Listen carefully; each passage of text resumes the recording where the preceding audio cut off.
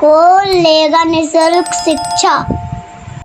नमस्कार, मैं धर्मेंद्र। कौन लेगा निःशुल्क शिक्षा के यह एपिसोड में आपका स्वागत है। यह एपिसोड में साक्षात्कार देने के लिए आ रहे खुशी कुमार, जो आदर्श साइंस सेंटर अमौनी में पढ़ते हैं। आइए खुशी कुमारी। तब तक आपसे विनती है कि चैनल को सब्सक्राइब कर लीजिए, बेल आइकन भी दबा दीजिए और लोगों के यह वीडियो भेजिए ताकि और लोग इससे लाभान्वित हो सके। बैठिए।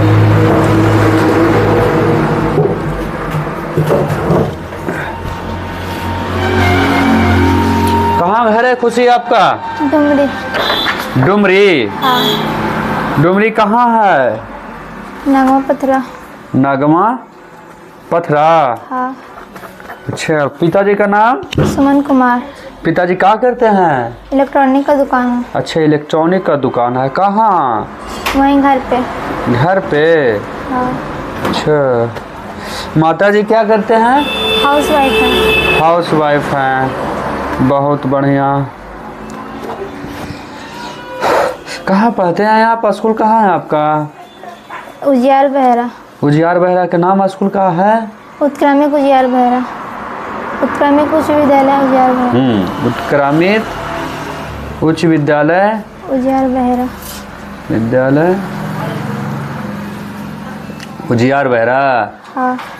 चलो, पढ़ाई होता है यहाँ उजियार बहरा में? होता है। होता है। फिर कोचिंग कहाँ जाती हो? और जानकारी लेने के लिए। और जानकारी लेना है तो मिलता है जानकारी आपके कोचिंग में? ठीक ठाक मिलता है ना? हाँ। हमारा पास क्यों आई हो? फीस देने के लिए। हैं? कि कोचिंग का फीस देने के लिए पैसे। आप दीजिएगा हमको? नहीं, हाँ, आप देंगे। हम देंगे। चलिए, बहुत बढ़िया। अभी देते हैं सर को पैसा कि नहीं? दिया है। दिया है ना? चलिए, बहुत बढ़िया। सर को देते रहिएगा अभी, है ना? जब हम सर को देंगे ना तो वो सर आपको वापस कर देंगे, ठीक है ना? उनको भूखे नहीं रखना है, ठीक है ना? कोई दिक्कत? चलिए, अब है का कि पढ़ाई लिखाई तो ठीक ठाक होता होगा आपको सब जगह, दोनों जगह? होता है। तो ट्यूशन अपने से ना बनाए हैं? कितना ट्यूशन बनाए हैं आप? बनाए 50। 50? इसमें से हम 12 को पूछेंगे आपसे। कितना? 12 को। अगर सही सही जवाब दीजिएगा, है ना, तो आपको एक माह का लाभ मिल जाएगा। प्रत्येक प्रश्न पे एक माह का लाभ है ना? 13वां प्रश्न अगर जवाब ये 12 का सही से व्याख्या पूर्वक जवाब देते हैं तो आपको 13वां प्रश्न भी पूछा जाएगा, 14वां भी पूछा जाएगा और 15वां भी पूछा जाएगा। ठीक है? कोई दिक्कत? समझ गए सारी बात? कोई दिक्कत नहीं ना है? हाँ, लेकिन यही बात है कि 1 से 12 तक के जो प्रश्न है, अगर उसका सही रूप से व्याख्या नहीं करते हैं तो एक प्रश्न आपका कट जाएगा। कोई दिक्कत नहीं ना? तो स्टार्ट कर देते हैं आपका। पहला प्रश्न है, लाल चींटी के डंक में कौन सा अम्ल पाया जाता है? का टैनिक अम्ल, खा फार्मिक अम्ल, गा सल्फ्यूरिक अम्ल, घा इनमें से कोई नहीं। खा फार्मिक अम्ल। फार्मिक अम्ल? हाँ। है तो सही है आपका सही उत्तर, है ना? चींटी के डंक में लाई तो लाल चींटी हो गया, और चींटी के डंक में कौन सा होता है? सब चींटी के डंक में फार्मिक अम्ल होता है। सब में अलग अलग भी होता है और एक भी हो सकता है। फार्मिक अम्ल जहरीला होता है, जो लाल चींटी के डंक में सिर्फ पाया जाता है। अच्छा, और बाकी चींटी में नहीं पाया जाएगा। बाकी चींटी में नहीं पाया जाता है? पाया जाता है लेकिन वो जहरीला नहीं होता। तो लाल चींटी जहरीला होता है? काट लेगा तो आदमी मर जाएगा? मरता नहीं है। हाँ। नशा चढ़ता है लाल चींटी काटेगा तो। ऐसा बात है? हाँ। प्रश्न संख्या 2, ऐसा कौन सा धातु है जो कमरे के ताप पर द्रव अवस्था में पाया जाता है? का पारा, खा ब्रोमीन, गा ग्रेफाइट, घा हीरा। खा ब्रोमीन। खा ब्रोमीन। ब्रोमीन? हाँ। अच्छा, ये अधातु है? हाँ। अच्छा, अधातु किसे कहते हैं? धातु जो जिसमें चमक हो और जो तोड़ने पर पीटने पर उसके और वस्तुएं बनाई जा सकती है। अवधातु? अधातु को पीटने पर वो टूट हो जाता है। ऐसा बात है। तो ब्रोमीन को हम पीटेंगे तो वह चेंज हो जाएगा? नहीं होगा। कमरे के ताप पर द्रव अवस्था में पाया जाता है। अच्छा, नहीं ना, अधातु वही ना आप बोल रहे हैं कि धातु किसे कहते हैं, तो आप बताएं कि जो जिसे रूप दिया जा सकते हैं, रूप दिया जा सकता है किसी प्रकार से पीट करके तोड़ करके, है ना। अब ब्रोमीन है जो अधातु है, इसको कमरा में जैसे किसी वस्तु से पीट कर या किसी और वस्तु से पीट कर या मोड़ा नहीं जा सकता, तोड़ा नहीं जा सकता, क्या है, कैसे कह सकते हैं इसको? ये अधातु है, लेकिन इसमें सिर्फ एक ही धातु ही चमक पाई जाती है। इसमें पाई जाती है, तो उसमें भी तो आप कह रहे थे कि चाय पाई जाती है। ये अधातु है, लेकिन फिर भी इसमें पाया जाता है धातु का गुण। तो आप ही धातु का वही चीज़ बता रहे हैं, धातु का वही चीज़ बता रहे हैं। धातु का अलग अलग होता है। अच्छा, धातु में कहेंगे कि चमक होता है और पीटने पर दूसरा रूप दिया जा सकता है, लेकिन अधातु में सिर्फ चमक होता है लेकिन पीटने पर दूसरा रूप नहीं दिया जा सकता है। यही हुआ ना? हाँ। आपका मतलब धातु वो होता है जिसमें कि पीटने पर कोई दूसरा रूप ना दिया जा सके, और उसके बाहतम कक्षा में 2, 8, 4 ये सब नहीं हो। 2, 8, 8, 18, 32 ये सब नहीं हो। उसके 2, 8, 18, 32 क्या है? उसका इलेक्ट्रॉनिक विन्यास होता है। उसके बाहतम कक्षा में 2, 8, 18, 18, 32 ये सब नहीं होना चाहिए। मोटर गाड़ी के चालक के सामने कैसा दर्पण लगा रहता है? का समतल दर्पण, खा उत्तल दर्पण, गा अवतल दर्पण, घा समतल या अवतल? खा उत्तल दर्पण। उत्तल दर्पण होता है? हाँ। सही में? हाँ। कि अवतल होता है? उत्तल दर्पण होता है। उत्तल दर्पण होता है। चलो, ऐसा तो नहीं ना कि हमको बुड़बक बना रहे हैं। हाँ, हम अनपढ़ गवार हैं। उत्तल दर्पण होता है। ऐसा उत्तल दर्पण होता है। चलो, बहुत बढ़िया। जॉर्ज साइमन ओम ने ओम के नियम का प्रतिपादन कब किया? का 1986 ईस्वी में, खा 1826 ईस्वी में, गा 1775 ईस्वी में, घा इनमें से कोई नहीं? खा 1826 ईस्वी में। ओम का नियम क्या है? ओम के नियम में जॉर्ज साइमन कहता है कि विद्युत धारा जो होता है उसका विभवांतर होता है जो बराबर होता है। ऐसा बात है। और कुछ कहता था वो? उसने एक नियम दिया था जिसे ही ओम का नियम कहते हैं। निम्नलिखित में कौन सा जीव केवल भारत में ही पाया जाता है? का घड़ियाल, खा डॉल्फिन, गा हेल, घा कछुआ? डॉल्फिन। डॉल्फिन? हाँ। सिर्फ भारत में ही पाया जाता है? हाँ। ऐसा बात है। दूसरा जगह कहाँ नहीं पाया जाता है? दूसरी जगह पे मतलब वो वहाँ रह नहीं सकता। क्यों नहीं रह सकता? वहाँ पे ऐसा क्या कारण है कि नहीं रहा जा सकता है? भारत में डॉल्फिन सिर्फ पाया जाता है। क्यों रीजन क्या है? वो अन्य देश में भी अब जाने लगा है, लेकिन अब पहले नहीं पाया जाता था। हम जो पूछ रहे हैं से बताओ, ऐसा क्यों होता है कि कहीं पे जीव या वस्तु जीव है, कहीं पे वो नहीं, कहीं वो है कभी ये नहीं, ऐसा क्यों होता है? सर बताए होंगे आपको।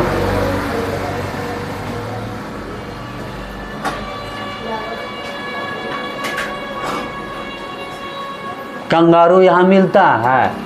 कहीं कहीं मिलता है। कंगारू पहले मिलता था, पहले नहीं अन्य देश में मिलता था। हम जो पूछ रहे हैं इससे बताइए, कंगारू यहाँ मिलता है? नहीं मिलता। नहीं। कहाँ मिलता है? ऑस्ट्रेलिया में। यस। है ना, है कि नहीं? कंगारू ऑस्ट्रेलिया का वो जानवर है एक प्रकार से, है ना, पहचाना भी जाता है उस प्रकार से कंगारू देश, है ना। कंगारू देश ऑस्ट्रेलिया को कहते हैं। ठीक उसी प्रकार से आप डॉल्फिन कह रहे हैं इंडिया में है, तो ऐसा क्या परिस्थिति है कि कंगारू है तो यहाँ डॉल्फिन है? बताए होंगे सर। सिंपल सा रीजन है। 15वां प्रश्न हम काट रहे हैं। भौगोलिक परिस्थिति होता है, भौगोलिक परिस्थिति के अनुसार ही ऐसा होता है, समझें। कहीं कहीं पे मानव दिखती होगी, किसी का गोरा है पूरा चेहरा और किसी का खूब करिया है ना। तो भौगोलिक परिस्थिति के कारण होता है। कहीं पे जानवर यह है तो कहीं जानवर वो है, चेंजिंग होता है, ठीक है, समझे। किसके कारण होता है? भौगोलिक परिस्थिति के कारण। पहले कहीं गर्मी ज़्यादा है, कहीं ठंडा ज़्यादा है ना। कहीं दिन भर पानी होता है, कहीं नहीं होता है। यह सब कारण होता है, भौगोलिक परिस्थिति इसको कहते हैं। मेटरनिक का पतन कब हुआ था? का 1863 ईस्वी में, खा 1871 ईस्वी में, गा 1815 ईस्वी में, घा 1848 ईस्वी में। घा 1848 ईस्वी में। 1848 ईस्वी में है तो बात सही। मेटरनिक का था भाई? इटली का एकीकरण करने का मसीहा इसे कहा जाता था। लेकिन ये इटली का एकीकरण नहीं कर पाया। तो क्या किया? वह इटली का चांसलर था। अच्छा, ऑस्ट्रिया का चांसलर था। ऑस्ट्रेलिया का चांसलर था कौन? मेटरनिक। हाँ। अच्छा, ये ऑस्ट्रेलिया का था? ऑस्ट्रिया का था? ऑस्ट्रिया का। ऑस्ट्रिया का। ऑस्ट्रिया का राजधानी कहाँ? ऑस्ट्रिया का है ऑस्ट्रिया था। ऑस्ट्रिया जानकारी है? बताए होंगे सर कभी? कहाँ पढ़ते थे आप पहले? प्राइवेट में पढ़ते थे? नहीं, सब दिन सरकारी में पढ़े हैं। है तो समस्या। 10वां में पढ़ते हैं ना, है जानकारी? नहीं, भूल गए। 14वां हम काट रहे हैं। राजधानी के, देश राजधानी के बारे में थोड़ा सा ज्ञान रहना चाहिए आपको। पहले ही ना ज्ञान हो जाता है। बताए होंगे सबका सर कभी। इससे काम चलेगा? इटली के एकीकरण का प्रमुख नायक कौन था? का मेजनी, का काउंट काबूर, गैरीबाल्डी, घा इनमें सभी? इनमें सभी। कैसे होगा? मेजनी भी इटली का एकीकरण किया था और काउंट काबूर और गैरीबाल्डी भी। काउंट काबूर कौन था? काउंट काबूर इटली का एकीकरण का मसीहा था, जो कि जानता था कि इटली का एकीकरण करना है, लेकिन इसके लिए ऑस्ट्रिया को पहले मात देनी होगी। ये क्या बना था इन फ्यूचर में? काउंट काबूर इटली का एकीकरण करने के पहले ही मर गया था। हाँ? इटली का एकीकरण करने के पहले इसकी मृत्यु हो गई थी। और गैरीबाल्डी? गैरीबाल्डी भी इटली का एकीकरण करना चाहता था और वो मेजनी के सपना को पूरा करना चाहता था। जब काउंट काबूर जब मर गया तो प्रधानमंत्री कौन बनाया इसको? विक्टर एम्यूनल ने इसे प्रधानमंत्री बनाया। कब बनाया था? एकीकरण के पहले बना दिया था? एकीकरण के पहले नहीं, एकीकरण के बाद। तुम दोनों बात कर रही हो। एकीकरण के पहले बनाया था, क्योंकि एकीकरण के पहले ही इसकी मृत्यु हो गई थी। तो ये बनाया गया था ना इसको मुख्यमंत्री, प्रधानमंत्री? Yes sir. तो पहले बना दिया गया था? हाँ। एकीकरण से आप क्या समझते हैं? एकीकरण क्या होता है? एकीकरण जो बिखरा हुआ जगह होता है या बिखरा हुआ राज्य होता है। प्रश्न संख्या 8, अनामी दल के संस्थापक कौन थे? का हो ची मिन, खा फान वाई चाओ, गा वाओ दाई, घा क्वांग दे। बाओ दाई। वाओ दाई। वाओ दाई का है? अनामी दल कहाँ का है? अनामी दल वियतनाम का ही एक राज्य है। अनामी दल? हाँ। राज्य है? राज्य नहीं है, वहीं का आसपास का एक जगह है अनामी, अन्नाम। अच्छा।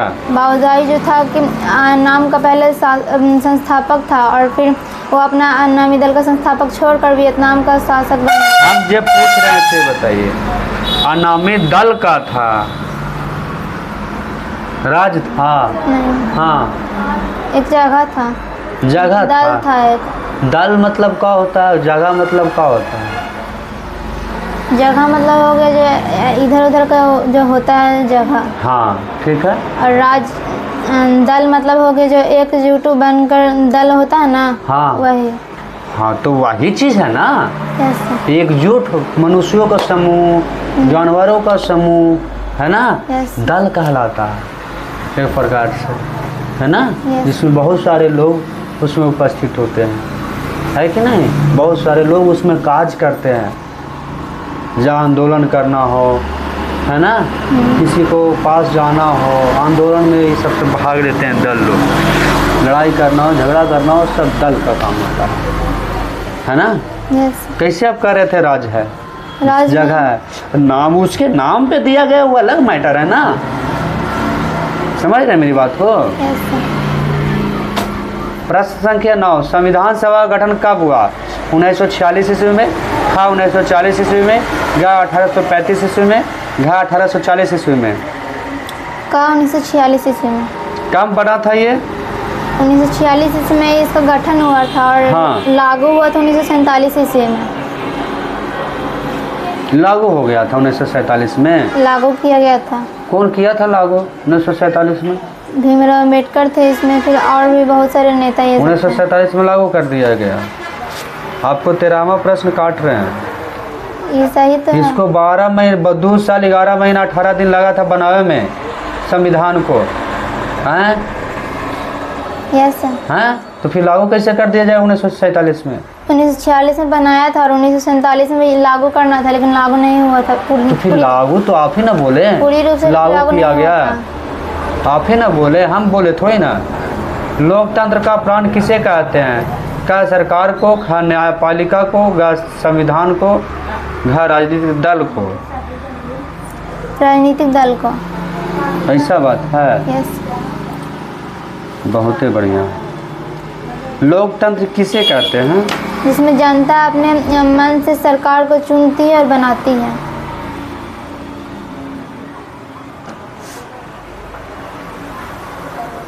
इस प्रकार से इसका परिभाषा नहीं होता है। इसमें जनता अपने मन से, जनता अपने लिए, अपने द्वारा बनाए गए सरकार बनाती है सरकार, उसे ही लोकतंत्र कहते हैं। यह भी परिभाषा नहीं है। सर बताए होंगे बहुत बढ़िया से। किताब में ऐसा ही लिखा हुआ था। ऐसे बनाती है परिभाषा इस जनता प्रकार से अपने लिए, अपने द्वारा बनाई गई सरकार को लोकतंत्र कहते हैं।